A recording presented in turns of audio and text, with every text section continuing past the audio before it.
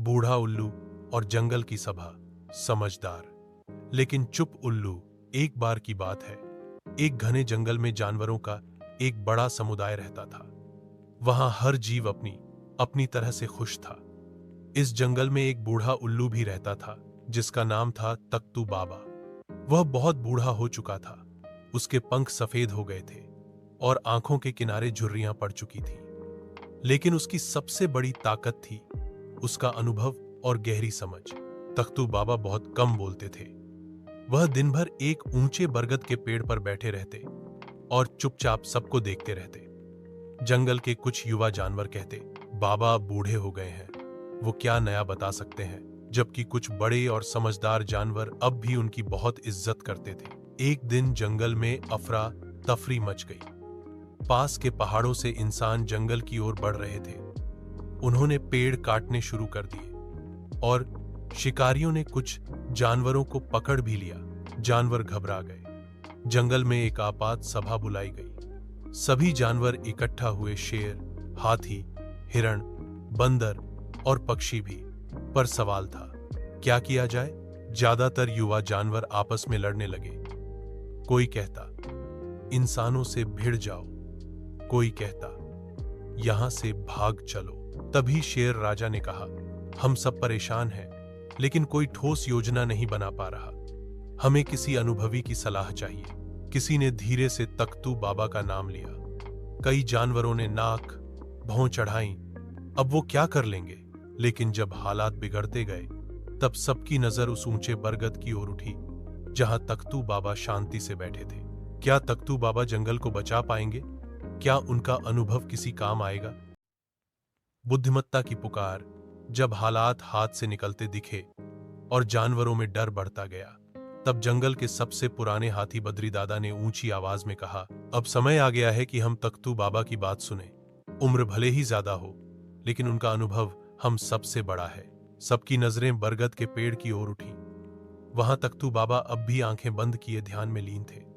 शेर राजा ने खुद आगे बढ़कर कहा, तख्तू बाबा, हमारी मदद कीजिए, जंगल संकट में है। तख्तू बाबा ने धीरे से आंखें खोलीं। उनकी आंखों में गहराई और शांति दोनों थीं। वे धीरे धीरे नीचे आए और बोले, मैं जानता था कि यह दिन आएगा। मैं वर्षों से देख रहा हूं कि इंसानों का लोभ हमारे जंगल को निगल रहा है। कुछ युवा जानवर अब भी संदेह में थे। बंदर बोला, आपको कैसे पता कि हमें क्या करना चाहिए? आपने तो कई सालों से कुछ कहा ही नहीं। तख्तू बाबा मुस्कुराए और बोले, बोलना तब जरूरी होता है जब लोग सुनने को तैयार हों। अब तुम सब सुनना चाहते हो, इसलिए मैं कहूंगा। फिर तख्तू बाबा ने समझाया, अगर हम इंसानों से सीधा टकराव करेंगे तो हम हारेंगे। हमें चालाकी और समझदारी से काम लेना होगा। हमें जंगल की सीमाएं चिन्हित करनी होंगी, शांतिपूर्वक विरोध करना होगा और उन्हें दिखाना होगा कि यह जंगल केवल पेड़ नहीं, हमारा घर है। उन्होंने कई सुझाव दिए, जैसे कुछ जानवरों का समूह इंसानों के सामने जाए और समझाए कि अगर जंगल नहीं बचा तो बारिशें नहीं होंगी, नदियां सूख जाएंगी और इंसानों का जीवन भी खतरे में पड़ जाएगा। धीरे धीरे सभी जानवरों को तख्तू बाबा की बातों में तर्क और बुद्धि दिखाई दी। अब पूरी उम्मीद उस योजना पर थी जो तख्तू बाबा ने दी थी। क्या जंगल के जानवर मिलकर अपनी दुनिया बचा पाएंगे? योजना की परीक्षा। तख्तू बाबा की बातों ने पूरे जंगल में एक नई सोच भर दी थी। अब जानवर डर में नहीं, बल्कि एकता और योजना के साथ आगे बढ़ना चाहते थे। शेर राजा ने तुरंत सभी जानवरों की टोली बनाई। हाथियों की टीम जंगल की सीमाओं पर निगरानी रखने लगी। बंदर और तोते इंसानों की गतिविधियों पर नजर रखने के लिए पेड़ों के ऊपर तैनात हुए। चिंटू खरगोश, जो बहुत तेज दौड़ता था, संदेश लाने ले जाने का काम करने लगा। तख्तू बाबा ने सुझाव दिया कि एक शांति प्रतिनिधि मंडल तैयार किया जाए जो इंसानों से जाकर सीधे बातचीत करे। इस टोली में शामिल थे बद्री हाथी, कोयल मैना, बंदर भोलू और खुद तख्तू बाबा। प्रतिनिधि मंडल ने इंसानों के शिविर की ओर कूच किया। इंसान पहले हैरान हुए कि जानवर बिना हमला किए उनके पास आए हैं, लेकिन तख्तू बाबा ने शांति से अपनी बात शुरू की। यह जंगल हमारा घर है, हम पेड़ काटने या शिकार से नहीं लड़ना चाहते, लेकिन अगर आप हमारी जमीन छीनेंगे तो पूरी प्रकृति असंतुलित हो जाएगी। आप भी इसकी कीमत चुकाएंगे। कोयल मैना ने अपनी मीठी आवाज में समझाया कि पेड़ काटने से सिर्फ जानवरों को नहीं, इंसानों को भी नुकसान होगा। सूखा, गर्मी और बाढ़ जैसे संकट बढ़ेंगे। शुरू में इंसानों ने मजाक उड़ाया। एक आदमी बोला, जानवर अब भाषण देंगे?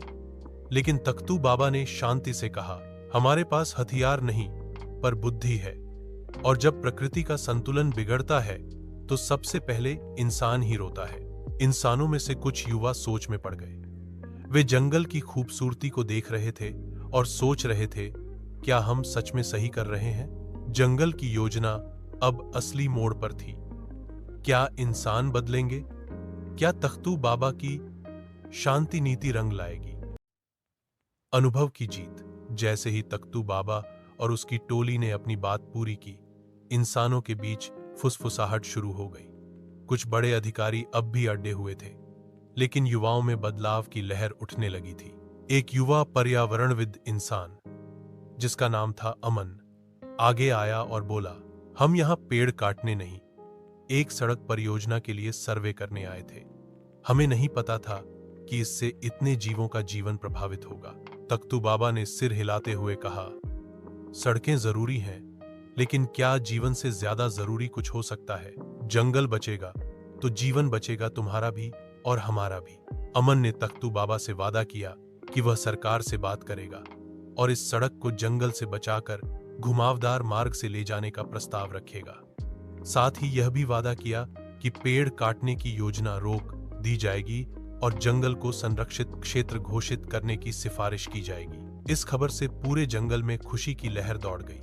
जानवरों ने तालियां नहीं, लेकिन पेड़ों पर उछल कूदकर, गीत गाकर और मिल झुलकर इस जीत का जश्न मनाया।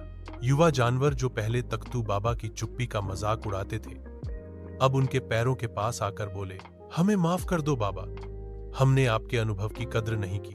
तख्तू बाबा मुस्कुराए और बोले, अनुभव किताबों से नहीं, जिंदगी से आता है। अगर बुजुर्गों की बात सुनो तो कई गलतियां करने से बच सकते हो। अब जंगल में एक नई परंपरा शुरू हुई। हर समस्या पर चर्चा से पहले तख्तू बाबा से सलाह ली जाती। सीख, बुजुर्गों की चुप्पी को कमजोरी मत समझो। उनके अनुभव में वो ताकत होती है जो आने वाले तूफानों से पहले ही रास्ता दिखा सकती है। सम्मान, समझदारी और एकता से हर समस्या का समाधान संभव है।